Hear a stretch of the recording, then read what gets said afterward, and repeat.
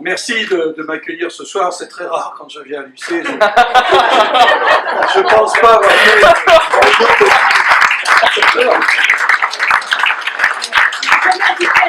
Alors, ce soir, bien sûr, je suis là en voisin de Chartres. Bon, puis en plus, les électeurs nous ont laissé une semaine de libre, donc j'ai du temps.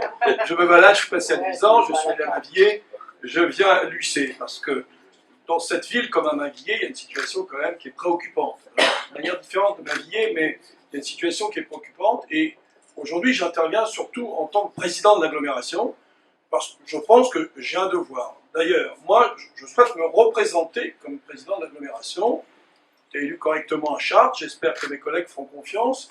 Et moi, je vais essayer de passer quelques messages ce soir pour les Lucéens. Monsieur Lecomte est certainement le maire le plus sympathique de mon opposition.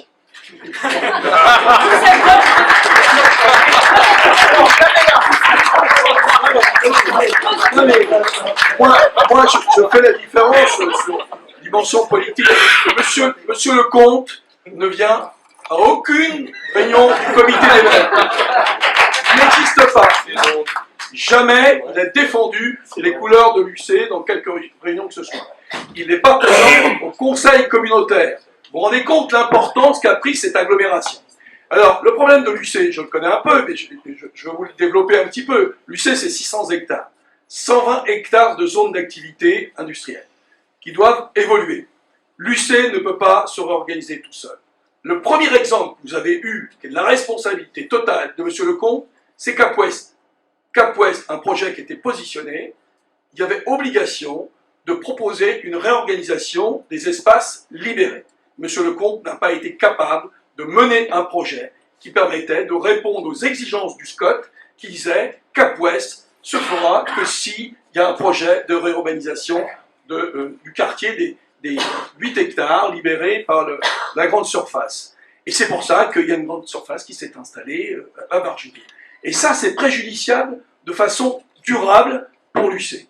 Ensuite, il y a des zones d'activité qui, aujourd'hui, libèrent des espaces.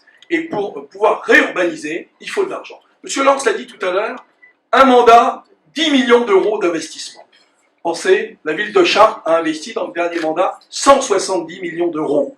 Il n'y a pas beaucoup plus d'habitants, 170 millions d'euros directement dans la ville. Je vous passe ce qui a été fait dans les SEM et la SPL. Donc, l'UC est exsangue.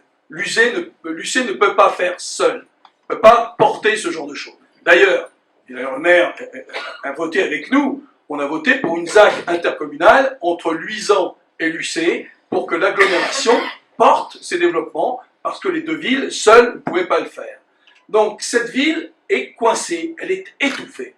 Et si à l'UC, il n'y a pas un maire qui travaille en bonne intelligence avec l'agglomération, vous ne vous en sortirez pas. C'est pas le tout de dire sa qualité, parce que tous les projets maintenant passent par l'agglomération. La ville de Chartres, quand on parle des projets de la ville de Chartres, le pôle gare, c'est plus un projet de la ville de Chartres, c'est l'agglo, conseil général, conseil régional, la cité administrative qu'on va faire. Écoutez ça, la cité administrative qu'on va faire, c'est pour la ville, pour l'agglo, l'office de l'habitat. Et tenez-vous bien, ici, à côté, la cité administrative de l'agglo qui est ici, je l'ai proposé à l'euro symbolique au maire, à condition qu'il explique quel projet public, pour faire des logements, il proposait pour avoir cet équipement. Aucune proposition. Donc, nous, on va le mettre en vente. C'est estimé à 1,9 million. Aucune réponse du maire, aucun projet. C'était gratuit, 1 euro. Voilà. Vous voyez dans quel monde vous vivez à l'UC. Donc, il faut que les gens comprennent tout ça. Quand l'UC, avec Mavillé, s'engage dans le projet des Vorons, vous avez vu le bilan économique de l'opération? Qui va payer le million de subventions d'équilibre chaque année? Comment, en dégageant si peu pour investir, vous pouvez prendre une charge de fonctionnement aux 2/3, puisque l'UC est aux 2/3 dedans, sur 1 million, comment l'UC va payer? C'est irresponsable. Donc, moi, je ne sais pas comment vous pouvez faire pour bien l'expliquer à la population. Moi, je ne veux pas faire d'ingérence dans toutes ces campagnes. Je veux simplement porter le regard du président de l'agglomération. La situation est grave. L'UC ne s'en sortira pas toute seule.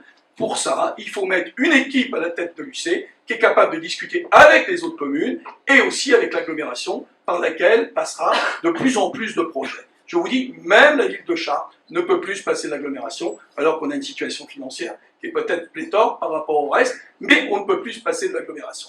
Comprenez-le. Donc là, la question, en dehors de toute considération politique, d'opposition de partis politiques, c'est autre chose. C'est une situation grave pour l'UCI, il faut se sortir de là, et je pense qu'aujourd'hui, le mieux placé pour ça, c'est Stéphane Lance. C'est pour ça que je suis là ce soir. Mais avec Monsieur Lecomte, vous êtes certain que ça ne marchera pas. Donc dans le doute, votez pour.